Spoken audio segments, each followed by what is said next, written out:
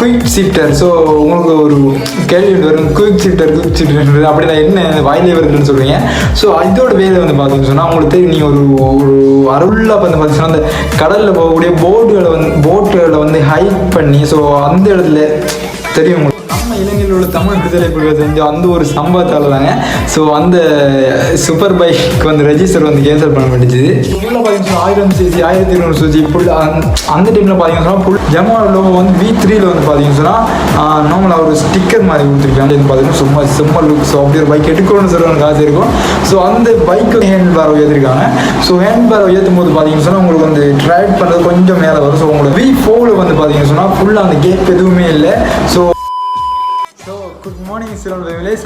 கிட்டத்தட்ட பார்த்துருப்பீங்க, இந்த பிளாக் பேக்ரவுண்ட்லாம் பார்த்துருப்பீங்க. ஸோ நீ வளமையாக வந்து பார்த்தீங்கன்னு சொன்னால் ஒரு ட்ராவல் வீடியோ, அதாவது வந்து எங்கேயாச்சும் ஒரு லாங் ட்ரிப் போகிற வீடியோ, ஸோ நம்ம ஊருக்குள்ளே காட்டுற வீடியோ தான் போடுவோம். ஸோ இப்போ என்ன பேக்ரவுண்ட் வந்துருக்கு, ஏதாச்சும் வச்சு ஒரு நியூஸை பற்றி பேசுகிறேன்னு பார்த்தீங்கன்னு சொன்னால் இல்லைங்க. ஸோ பட் நார்மலி பார்த்தீங்கன்னு சொன்னால் என்னோடய ட்ரீமை வந்து ட்ராவல் பண்ணுறது தான்.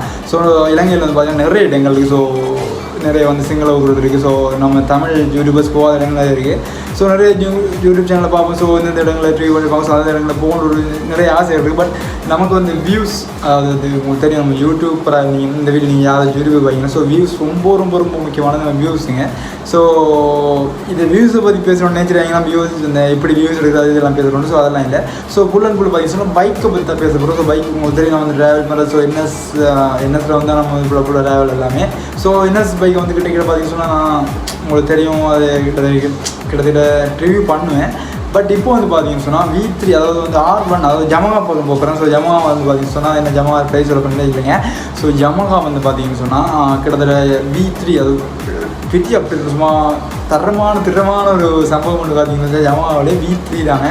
ஸோ அதுக்கப்புறம் பார்த்தீங்கன்னா V4 வந்து இருந்துச்சு. ஸோ இந்தியாவில் வந்து பார்த்தீங்கன்னு சொன்னால் V4 வந்து கிட்டத்தட்ட ஒரு 4 இயர்ஸுக்கு முன்னே வந்து அவங்க லான்ச் பண்ணிட்டாங்க. ஸோ இப்போ ஸ்ரீலங்காவுக்கு வந்து நம்ம இலங்கைக்கு வந்து பார்த்திங்கன்னா ரீசெண்டாக ஒரு 3-4 மாதத்துக்கு முதல் தான் வந்து இந்த R1 V4 அதாவது வேர்ஷன் 4 வந்து கொடுத்துருக்காங்க. அதை வந்து நிறைய பிரச்சனைகளை தாண்டி நிறைய இதில் தாண்டி தான் நம்ம நாட்டுக்கு வந்து இலங்கைக்குள்ளே வந்து V4 வந்துருக்கு. ஸோ இந்த V4 வந்து நம்ம எடுக்கலாமா வேணாமா என்ற ஒரு தான். ஸோ என்னென்ன அப்டேட் இருக்குது, ஸோ V4 நமக்கு வந்து சரியாக வருமா, ஸோ ஹைவேயில் சரியாக வருமா, லாங் ட்ரிப்புக்கும் சரியாக வருமா, ஸோ பெட்ரோல் மைலேஜ் எவ்வளோ இருக்குது, ஸோ இதை பற்றி நம்ம வீடியோவில் பார்க்குறோம். மறக்காமல் நம்ம வீடியோஸ் பண்ணுங்க, மறக்காமல் சப்ஸ்கிரைப் பண்ணி பார்த்து பெல்லையும் தட்டி விட்டுருங்க. நீங்கள் ஒரு பைக் லவர்ஸாக இருந்தீங்கன்னா ஸோ இந்த வீடியோ உங்களுக்கு பிடிக்கும்னு நினைக்கிறேன். மறக்காமல் லைக் பண்ணுங்கள், கமெண்ட் பண்ணுங்கள், வாங்க வீடியோ போவோம்.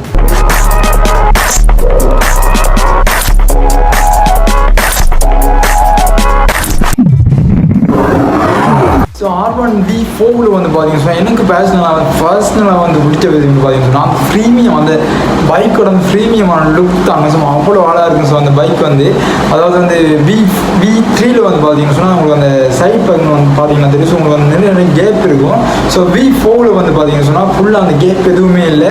ஸோ ஃபுல்லாக கவர் பண்ணியிருக்காங்க. ஸோ அது மாதிரி பார்த்தீங்கன்னா ஹேண்டில் பேர் பார்த்தீங்கன்னு சொன்னால் ஹேண்டில் பேரில் வந்து V3 வந்து பார்த்தீங்கன்னா கொஞ்சம் ஒரு இப்படி ஒரு வளைவாக நம்ம வந்து பிடிக்கும்போது ரெண்டு கை பதிவு எப்படி இருக்கிற மாதிரி. ஸோ நம்ம கொஞ்சம் உள்ளே போன மாதிரி இருக்கும். ஸோ V4 வந்து பார்த்தீங்கன்னு சொன்னால் கொஞ்சம் ஹேண்ட் பேர் உயர்த்திருக்காங்க.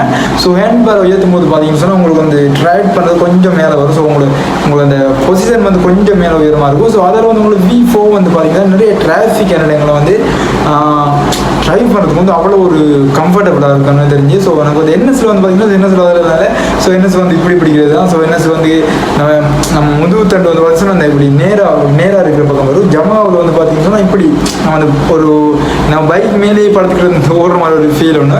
ஸோ V3 வந்து பதிவாக வரும். V4 வந்து பார்த்தீங்கன்னா கொஞ்சம் உயர்ந்திருக்கு.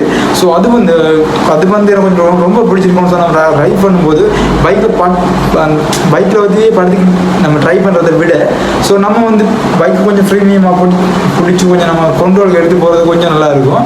ஸோ அது மாதிரி பார்த்தீங்கன்னு சொன்னால் ஜமாவோட லோ வந்து உங்களுக்கு தெரியும். ஜமாவோட லோ வந்து V3 வந்து பார்த்தீங்கன்னு சொன்னால் நார்மலாக ஒரு ஸ்டிக்கர் மாதிரி கொடுத்துருப்பாங்க. ஸோ V4 வந்து பார்த்தீங்கன்னு சொன்னால் அந்த ஸ்டிக்கர் வந்து ஃபுல் அண்ட் ஃபுல் 3D ஃப்ரெண்டில் இருக்குது. ஸோ அவ்வளோ ஒரு வாசமாக இருக்குது பார்க்குறதுக்கு. அந்த பைக்கை வந்து உங்களுக்கு தெரியும், இந்த R1 1000 cc பைக்கை பார்த்தீங்கன்னு சொன்னால் R1 M1 வந்து ஸோ அவ்வளோ ஒரு அழகாக இருக்கும். ஸோ நான் அந்த பைக்கில் ஓடி பார்த்த அளவுக்கு நிறைய பார்த்துருக்கேன். ஸோ பக்கத்தில் இருந்து பார்த்தீங்கன்னா சும்மா லுக். ஸோ அப்படி ஒரு பைக் எடுக்கணும்னு சொல்ல எனக்கு ஆசை இருக்கும். ஸோ அந்த பைக் வந்து ஒரு குட்டி போட்ட எப்படி இருக்குமோ ஸோ அதே ஒரு லுக் தான் அந்த R1 V3 V4லாம். ஸோ அவ்வளோ ஒரு அழகாக இருக்குங்க. R1 V3 V4 வந்து பார்த்தீங்கன்னு சொன்னால் யமா கம்பெனியோட அந்த ஹிஸ்ட்ரியே ஒரு புரட்டி போட்டு பைக்குன்னு நான் சொல்லணும். ஸோ உங்களுக்கு ஒரு கேள்வி ஒன்று இருக்குது உண்மையிலே. ஸோ நம்ம நாட்டில் தான் வந்து ரேஸ் பைக் R1 அதாவது சூப்பர் பைக்லாம் ஓடலாது. ஸோ இப்படி இந்த ரெக் பைக் வந்து நம்ம நாட்டுக்குள்ள வந்து இலங்கைக்குள்ள வந்து ஓடுறான்னு சொல்லி. ஸோ நம்ம நாட்டில் இலங்கையில் வந்து பார்த்தீங்கன்னு சொன்னால் எல்லா பைக்கும் ஓடலாம். ஸோ சூப்பர் பைக் வந்து எல்லா பைக்கும் ஓடலாம். பட் ரெஜிஸ்டர் பண்ணாததுக்கு காரணம் வந்து என்னென்னு பார்த்தீங்கன்னு சொன்னால் உங்களுக்கு தெரியும் வந்து நம்ம நாட்டில் வந்து நடந்த பிரச்சனை உங்களுக்கு தெரியும். தமிழ் சிங்கள பிரச்சனை நிறைய பிரச்சனை நடந்திருக்கும். ஸோ அந்த எல்டிடி பிரச்சனையில் வந்து பார்த்தீங்கன்னு சொன்னால் எனக்கு சரியாக தெரியல. ஸோ 1990 நினைக்கிறேன். ஸோ அந்த சூப்பர் பைக்கில் அதாவது 1290 சிசி 1000 சிசி ஸோ அந்த பைக்கில் இருக்கிற இன்ஜின்லாம் பார்த்தீங்கன்னா ஃபுல்லாக வந்து பார்த்தீங்கன்னா அந்த கடலில் போகக்கூடிய போட்டுகளை வந்து ஹைக் பண்ணி ஸோ அந்த இடத்துல தெரியும் நம்ம இலங்கையில் உள்ள தமிழ் விடுதலை புலிகள் செஞ்ச அந்த ஒரு சம்பவத்தால் தாங்க ஸோ அந்த சூப்பர் பைக் வந்து ரெஜிஸ்டர் வந்து கேன்சல் பண்ண மாட்டேங்குது. ஃபுல்லாக பார்த்தீங்கன்னா சொன்னால் 1000 சிசி 1200 சிசி அந்த டைமில் பார்த்தீங்கன்னா சொன்னால் ஃபுல் அண்ட் ஃபுல் நமக்கு ஜப்பான் பைக் அதாவது இலங்கைக்குள்ள வந்து ஃபுல் இறங்கினது 190% ஃபுல்லாக ஜப்பான் பைக் தான். ஸோ ஜப்பான் பைக்கோட குவாலிட்டி வந்து உங்களுக்கு தெரியும் சொல்ல தேவையில்லை. ஸோ அது மாதிரி தான் அந்த அதில் உள்ள அந்த 1200 சிசி 1000 சிசி இன்ஜினை வந்து போட்டு ஹை பண்ணி ஸோ இலங்கையில் இருக்கிற இராணுவத்தை விட ஸோ நம்ம தமிழ் புலிகள்கிட்ட அந்த போட்டில் வந்து ஸ்பீடாக போகக்கூடிய ஒரு காரணத்தால் ஸோ இதை கண்டுபிடிச்சி இலங்கை அரசாங்கம் தான் ஸோ கேன்சல் பண்ணாங்க. ஸோ 1000 சிசி அதாவது 390 சிசி அதாவது மேக்ஸிமம் வந்து 400 சிசிக்கு மேலே இருக்கிற எந்த ஒரு வாகனமும் இலங்கைக்குள்ள அதாவது பைக் கேட்டகரியில் உள்ள எந்த ஒரு வாகனமும் இலங்கைக்குள்ளே இறக்குமதி செய்யப்படக்கூடாது என்ற ஒரு கட்டாயத்தில் தான் இதுவரையும் வந்து பார்த்தீங்கன்னு சொன்னால் சூப்பர் பைக் வந்து எந்த ஒரு ரெஜிஸ்ட்ரேஷனோ எதுவுமே கொடுக்கல. ஸோ ரீசெண்டாக வந்து பார்த்தீங்கன்னு சொன்னால் நம்ம ஜனாதிபதி அதாவது மாறினதுக்கு பிறகு இப்போ வந்து ரீசெண்டாக ஒரு என்ன தெரிஞ்சு ஒரு 6-7 மாதத்துக்கு இந்த ரெஜிஸ்டர் கொடுத்துட்டாங்க. ஸோ இப்போ வந்து நிறைய பைக் வந்து ரெஜிஸ்டர் பண்ண பட்டு தானே தெரிஞ்சு. ஸோ அந்த ஒரு காரணத்தால் வந்து தான் அந்த ரெஜிஸ்டர் அதாவது சூப்பர் பைக் ஓட முடியாத ஒரு காரணம் வந்து நம்ம நாட்டுக்குள்ளே இருந்துச்சு. ஸோ அது வந்து இப்போ இல்லை. ஸோ முடிஞ்ச அளவுக்கு எல்லாத்தையும் நம்ம ஃபார்மாலிட்டிஸ் எல்லாத்தையும் பார்த்து செஞ்சுட்டு ஸோ நம்ம சூப்பர் பைக் முன்னே ரெஜிஸ்டர் பண்ணிக்கலாம். ஸோ நான் வந்து இப்போ இந்த சொன்ன ஹிஸ்ட்ரி வந்து பார்த்தீங்கன்னு சொன்னால் ஃபுல்லாக ஏன் நம்ம பைக்கில் வந்து சூப்பர் பைக் வராதுக்கு காரணம் தான் சொன்னேன். ஸோ அந்த ஹிஸ்ட்ரி நம்ம விட்டுருவோம். ஸோ நம்ம நம்ம R1 V4 பற்றி பார்த்துருவோம். ஸோ V4 வந்து பார்த்தீங்கன்னா செம்மலுக்கு உண்மையிலே சொல்கிறதுக்கு வார்த்தை அவ்வளோ ப்ரீமியம் லுக்காக இருக்குது. ஸோ நம்ம நாட்டுக்குள்ள வந்து பார்த்தீங்கன்னா ப்ரைஸ் வந்து பார்த்தீங்கன்னா கிட்டத்தட்ட ஒரு 16 லட்சம் ரூபாய் கிட்ட போகுது. 16 லட்சம் ரூபான்னு சொல்லும்போது ஸோ நம்ம மாதிரி ஒரு மிடில் கிளாஸ் வந்து யோசிக்க வேணும். ஸோ எடுக்கிறதா இருந்தால் இவ்வளோ 16 லட்சம்னு சொல்லும்போது ஸோ ஒரு கார் வாங்கிடலாம். ஸோ அவ்வளோ ஒரு ப்ரைஸ் இருக்குது. யோசிப்பீங்க 16 லட்சம் கார் இருக்குன்னு சொல்லி உங்களுக்கு வீலே தெரியும். சொல்கிற ஒரு ஆட்டோ எடுக்கணும்னு சொன்னால் 19 லட்சம் 20 லட்சம் ஸோ அப்படி போகும் நம்ம நாட்டில். ஸோ இருக்கிற பிரச்சனை வந்து ஸோ எதை எடுத்தால் நீங்கள் ப்ரைஸ் எடுத்து கூட தான் உங்களுக்கு தெரியும். ஒரு என்எஸ் வந்து 12. ஸோ நான் ப்ரைஸ் எதுவும் சொல்ல. ஸோ நம்ம V4 பற்றி எப்படி கழிச்சிட்டு போவோம். அடுத்த அப்டேட் தாங்க V4 வந்து பார்த்தீங்கன்னா சொன்னால் குயிக் ஷிஃப்டர். ஸோ உங்களுக்கு ஒரு கேள்வி வரும் குயிக் ஷிஃப்டர் அப்படி நான் என்ன வாயிலே வருதுன்னு சொல்கிறீங்க. ஸோ இதோட வேலை வந்து பார்த்தீங்கன்னு சொன்னால் உங்களுக்கு தெரியும் நீங்கள் ஒரு 60-70 போயிட்டீங்கன்னு சொல்லி ஒரு பைக்கில். ஸோ நார்மல் பைக்கில் வந்து பார்த்தீங்கன்னா நீங்கள் அந்த ஸ்பீடை குறைக்கிறதுக்கு வந்து பார்த்தீங்கன்னா முதல்ல வந்து கிளச்சை பிடிப்பீங்க. கிளச்சை பிடிச்சது அதுக்கப்புறம் தான் கியரில் கால வைப்பீங்க. ஸோ ஸ்பீடை கொஞ்சம் குறைக்க தான் வரும். ஸோ இந்த குயிக் ஷிஃப்டர் வந்து வேலையை பார்த்தீங்கன்னு சொன்னால் ஸோ நீங்கள் எந்த ஸ்பீடில் போகிறீங்களோ ஸோ கொஞ்சம் கூட நீங்கள் ஸ்பீடை குறைக்க இந்த வேலை கிளச்சை பிடிக்க இந்த வேலை. ஸோ ஒட்டோவை வந்து நீங்கள் கியர் உடைச்சிக்கிட்டு போயிட்டே இருக்கணும். ஸோ அதான் இது இந்த குயிக் ஷிஃப்டரோட வேலை. ஸோ செம்ம தாங்க இது. இன்னும் எனக்கு பிடிச்ச ஒரு அப்டேட் நான் V4 இந்த அப்டேட் செம்ம. என்ன சொன்னால் நமக்கு பைக்கில் வந்து ஸ்பீடாக போகும்போது பார்த்தீங்கன்னு சொன்னால் டக்குன்னு கிளச்சை பிடிச்சி பிரேக்கை பிடிச்சி அமைதி இது உடைச்சிட்டு இருக்கிறத விட ஸோ இது வந்து செம்ம அப்டேட் ஒன்று. ஸோ அதுக்கு அடுத்த அப்டேட் தாங்க உங்களுக்கு தெரியும். இந்த V3ல வந்து பார்த்தீங்கன்னா சொன்னால் முன்னுக்கு வந்து முகத்தில் வந்து பார்த்தீங்கன்னா அழகான ஒரு அது பெரிய LED லைட் கொடுத்துருப்பாங்க. ஸோ சைட்டில் வந்து பார்த்தீங்கன்னா சொன்னால் நல்ல ஹெட்லைட். ஸோ அதுக்கான எல்லாமே லைட் எல்லாம் வந்து நைட்டில் போனால் ஒரு அழகான ஒரு ப்ரீமியம் லுக்கில் இருக்கும். ஸோ V4 வந்து பார்த்தீங்கன்னா ஸோ அந்த ப்ரீமியம் லுக் வந்து எனக்குன்னா கொஞ்சம் குறையுதுன்னு நினைக்கிறேன். இப்போ சொன்னால் 2 பக்கம் பார்த்தீங்கன்னா LED லைட் 2 லைட் கொடுத்துருக்காங்க. ஸோ முன்னுக்கு வந்து அந்த சின்ன லைட் ஒன்று கொடுத்துருக்காங்க ஹெட்லைட். அது வந்து அந்த பவர் வந்து V3யை விட V4 வந்து கொஞ்சம் குறைய இருக்கணும். ஸோ ஆனால் முன்னுக்கு வர முகம் வந்து சும்மா வேற ப்ரீமியம் லுக்காக இருக்குது. ஸோ அந்த முகப்பு வந்து பிடிச்சிருக்கு. அது கொடுத்த லைட் தான் கொஞ்சம் அந்த லைட் சிஸ்டம் வந்து கொஞ்சம் கொடுக்கலான்னு நினைக்கிறேன்.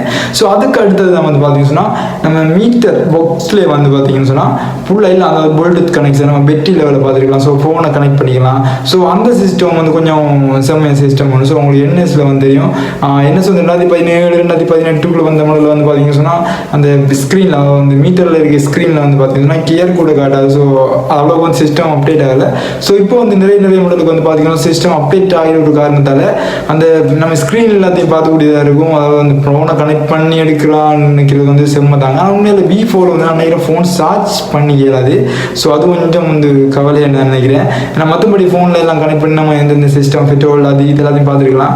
ஸோ அது வந்து எனக்கு ரொம்ப பிடிச்சிருக்குது. அது மாதிரி தான் வந்து பார்த்தீங்கன்னா 2017 2018 வந்த மாடல்களுக்கு வந்து பார்த்தீங்கன்னா ஸ்டாண்டில் வந்து போடுங்கன்னு சொன்னால் ஸ்டார்ட் வரும். ஸோ இப்போ வர புது மாடலுக்கு வந்து பார்த்தீங்கன்னு சொன்னால் அதாவது வந்து V4க்கும் அதே சிஸ்டம் தான்.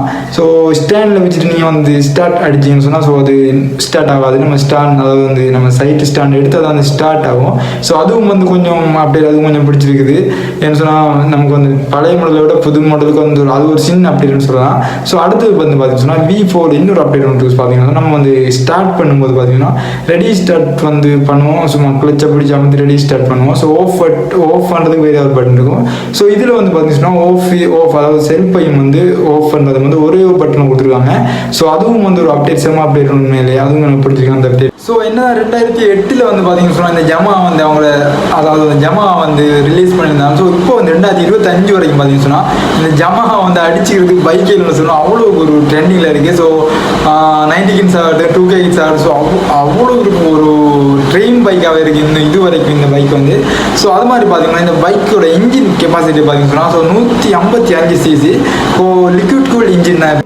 இந்த அதாவது V4 வந்து பார்த்தீங்கன்னா நீங்கள் ரைடுக்கு தான் வாங்கன்னு சொன்னால் ஸோ உங்களுக்கு கிடைச்சிரு வர பிரசாதம்னு சொல்லுவோம் இந்த பைக். ஸோ இதில் வந்து பார்த்தீங்கன்னா மொத்தம் ஒரு 6 கியர் கொடுத்துருக்காங்க.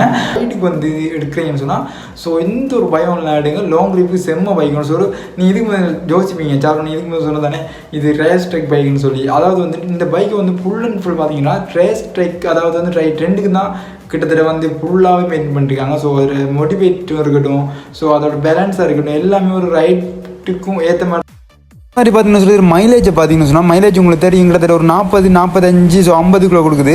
ஸோ மைலேஜ்னு சரியாக சொல்ல முடியாதுன்னு சொன்னால் நீங்கள் பாவிக்கிறத பொறுத்தா இருக்குது மைலேஜ். ஸோ எவ்வளோக்கு ஓட்டுறீங்களோ அதாவது எவ்வளோக்கு ட்ராட்டில் பண்ணுறீங்களோ பைக் ஸோ அவ்வளோக்கு தான் மைலேஜ் கொடுக்கும். ஸோ என்ன தெரிஞ்சு மேக்ஸிமம் இது வரைக்கும் 45 கிலோமீட்டர் கொடுக்குறேன்னு நிறைய நான் செக் பண்ணி பார்த்துட்டு எனக்கு நிறைய கிடைச்சிது. பட் நீங்கள் பார்த்து எவ்வளோ ஓடுஞ்சுன்னு கமெண்ட் சொல்லுங்கள். சார் நீங்கள் நினைப்பீங்க சார் எவ்வளோ நீ பேசுகிற ஸோ நம்ம வந்து V4 வாங்கலாமான்னு கேட்டிங்கன்னா நிச்சயமாக V4 வாங்கலாங்க. ஸோ V3 விட V4 கொஞ்சம் கம்மியாக தான் இருக்குன்னு நினைக்கிறேன். பட் இருந்தாலும் பார்த்தீங்கன்னா நம்ம ஸ்ரீலங்காவை பொறுத்தது நம்ம இலங்கையை பொறுத்த வரைக்கும் ஸோ 16 லட்சம்னு சொல்லும்போது நம்ம யோசிக்கணும். ஸோ நீங்களும் டக்குன்னு முடிவு எடுக்காங்க. ஸோ உங்களுக்கு தெரியும் கையில் காசு இருந்துச்சுன்னா ஸோ வாங்க. அது வந்து பெனான்ஸ் போட்டு பைக் வாங்காதீங்க. ஸோ முடிஞ்சவங்க பெனான்ஸ் இஎம்ஐ அதாவது இந்தியாவில் இஎம்ஐன்னு சொல்லுவாங்க. நம்ம நாட்டில் வந்து பெனான்ஸ் சொல்லுவாங்க. ஸோ முடிஞ்சளவுக்கு வந்து பெனான்ஸை தவிர்த்துக்கோங்க. அது மாதிரி பார்த்தீங்கன்னு சொன்னால் ஜமகா வந்து விரும்பி அதாவது நீங்கள் பிடிச்சி அதாவது பஜாஜ் நான் எந்த பைக்காக இருந்தாலும் ஸோ நம்ம இன்ஜின் நம்ம பாவனையை பொறுத்து தான் இருக்குது. அதாவது ஜமா வந்து அடித்து ஓடலாம். பட் பஜாஜ் வந்து அடித்து ஓட முடியாது என்னோட பாவனையை பொறுத்த வரைக்கும் நான் சொல்கிறேன். ஸோ அது மாதிரி பார்த்தீங்கன்னு சொன்னால் நீங்கள் என்ன தான் யூஸ் பண்ணாலும் ஸோ இன்ஜினுக்கு ஒயில் மாற்றி ஓடுங்க. ஒயில் மாற்றி அதை சரியாக மெயின்டைன் பண்ணால் எவ்வளோ நாளும் யூஸ் பண்ணலாம். அது மாதிரி பைக் ஓடுங்க சேஃப்டி ஆடுங்க ஹெல்மெட்டை போட்டு விட்டுங்க. ஸோ இதோட நம்ம வீடியோ பிடிக்கும் மறக்காமல் சப்ஸ்கிரைப் பண்ணிக்கோங்க. பைக் ட்ராவல் வீடியோ உங்களுக்கு நிறைய வந்துட்டு இருக்கும். அது மாதிரி நம்ம பொருள் டக்கு வரணும் இருந்து நினச்சிங்கன்னா அப்படி அந்த பெல் ஐக்கனை தட்டி விட்டுருங்க. மீண்டும் ஒரு அழகான வீடியோ அடுத்த வீடியோ சந்திப்போம். ஸோ கமெண்ட் பண்ணிங்க இப்படியான வீடியோ வேணும்னு சொல்லி. சரிங்க பாய் சேஃப்டியாக இருங்க.